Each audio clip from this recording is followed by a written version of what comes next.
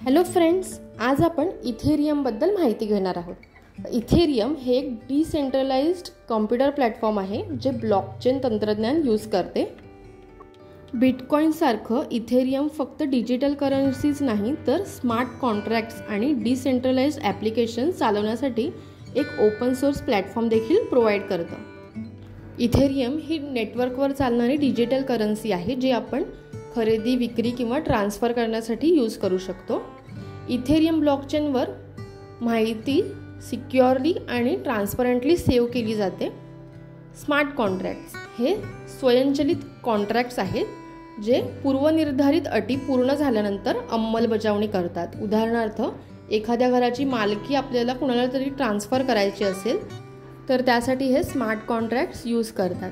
त्यानंतर decentralised applications हे Ethereum ब्लॉकचेनवर चालतात. ते बँकिंग, गेमिंग आणि इतर अनेक ॲप्लिकेशन्ससाठी वापरले जाऊ शकतात. इथेरियम ही जगातली दुसरी सर्वात मोठी क्रिप्टोकरन्सी असून तिचा जन्म 2015 झाला होता. इथर हे गुंतवणुकीसाठी डिजिटल किंवा आभासी चलन म्हणून वापरले जाते. तर इथेरियम हे ब्लॉकचेनचे नेटवर्क आहे जिथे इथरची देवाणघेवाण होते. दुसऱ्या शब्दात इथेरियम हे नेटवर्क आहे आणि इथर हे त्याचे मूळ टोकन आहे.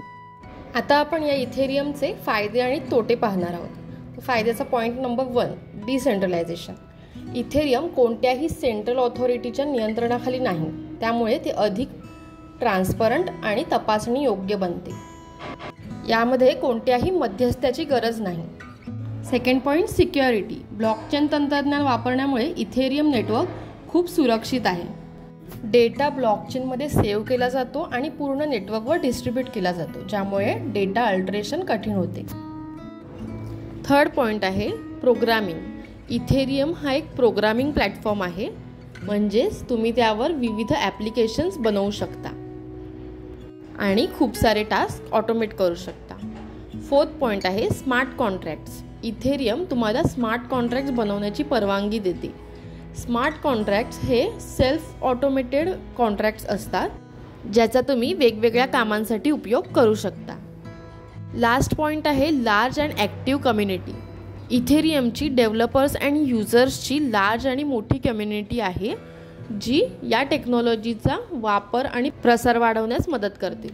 इथेरियम हे एक आधुनिक ब्लॉकचेन टेक्नॉलॉजी असून देखील ह्याच्या काही लिमिटेशन्स किंवा ज्याचे काही डिसॲडव्हान्टेजेस आहेत, तर आता आपण ते पाहूया.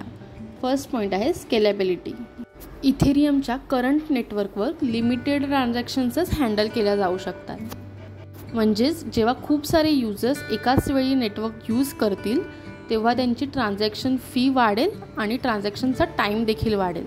तर हा सर्वात मोठा ड्रॉबॅक आहे ज्यांना फास्ट आणि चीप ट्रान्झॅक्शन्स हवे असतील. Second point, energy consumption.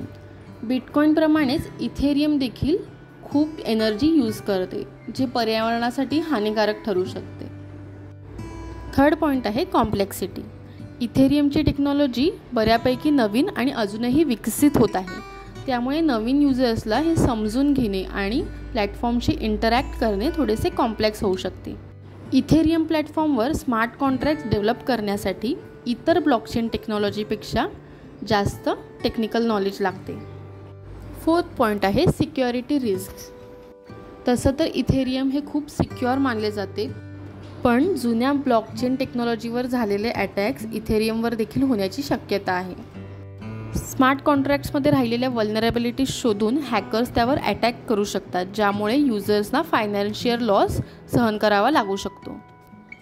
Fifth point आहे ट्रान्झॅक्शन फीज. आधीच मेन्शन केल्याप्रमाणे इथेरियमची ट्रान्झॅक्शन फी ही नेटवर्क कंजेशनवर अवलंबून असते, त्यामुळे नेटवर्कवर अवेलेबल असलेल्या युजर्सच्या नंबरनुसार ट्रान्झॅक्शन फी वरखाली होईल आणि त्यामुळेच या प्लॅटफॉर्मचा यूज करताना किती खर्च होईल हे प्रेडिक्ट करणे कठीण होते.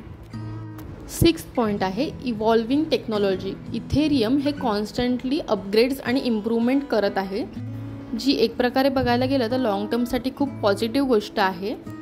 पण यामुळे या प्लॅटफॉर्मवर स्टॅबिलिटी यायला आणि युजर्सला चेंजशी ॲडॅप्ट करणं थोडंसं टाईम कन्झ्युमिंग होतं. व्हिडिओ आवडला असेल तर लाईक करा, तुमच्या फ्रेंड्स आणि रिलेटिव्हसोबत शेअर करा आणि जर तुम्ही प्रथमच माझ्या चॅनलवर आला असाल तर सबस्क्राईब करा आणि शेजारील बेल आयकन देखील क्लिक करा ज्यामुळे तुम्हाला सर्वात आधी माझे व्हिडिओज पाहता येतील. Thank you for watching.